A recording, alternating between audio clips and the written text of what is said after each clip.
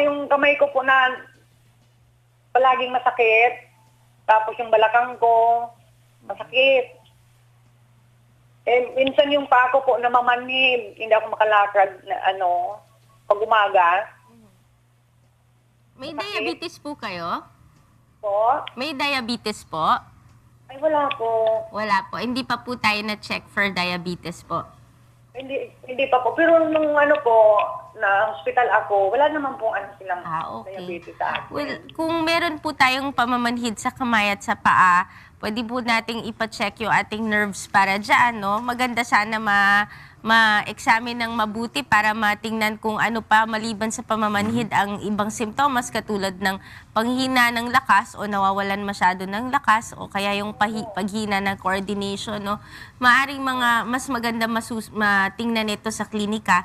Pero para pangunahing Luna, siguro mag-umpisa tayo mag-vitamin B complex or ng vitamin B12. You can take 1 tablet po once or twice a day. Pwede pa rin up to 3 times a day. Ito yung tinatawag nating therapeutic dose. Maganda po ito para sa ating mga nerves, no?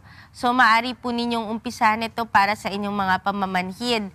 Yung pangalawa po nating yung na iniinda, yung masakit ang inyong balakang, pwede po natin subukan na mag-warm compress para po dito, pwede kayong mag-stretching exercises, iwasan po natin magbuhat ng mabibigat.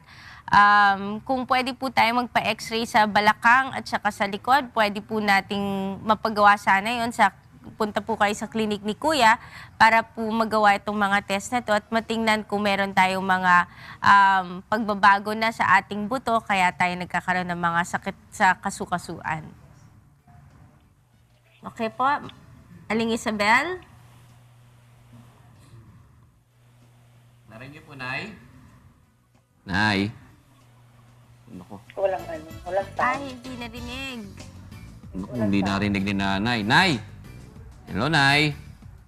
Nandito po. Narinig niyo po? Yung kaunti na lang pong sinabi, naputol. Naputol. Naputol. Sige po. Saan naputol? So, ulitin lang natin in a very quickly lang po.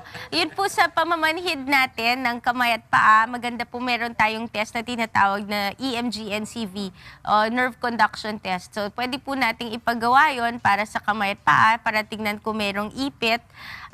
Pwede po as panangunahing lunas, kung hindi pa makadaan sa klinika, pwede po tayong mag-umpisa ng vitamin B12 tablet, no, o vitamin B complex. You can take 1 tablet to 3 tablets in a day. Maganda po yan para sa pamamanhid at nerve regeneration. Para dun sa masakit ninyong balakang at saka yung likod ninyo, pwede po nating pa-x-ray para tingnan po natin baka meron na tayong mga changes or pagbabago sa ating gulugod o sa ating balakang kaya po ito'y sumasakit na. Maaring nag-arthritis na po, maaring nagkakaroon na ng mga tinatawag nating spurs, sumasakit na yung likod ninyo at balakang dahil dito. So, pagka ganun po, ang pangunahing lunas is we can take anti-inflammatory kahit ano po, basta hindi kayo allergic. Pero huwag kong iwasan mag-self-medicate na lang. So, kung mas maganda, daan po kayo sa clinic ni Kuya para po mapagawa yung mga eksaminasyon at mabigyan kayo ng tamang gamot.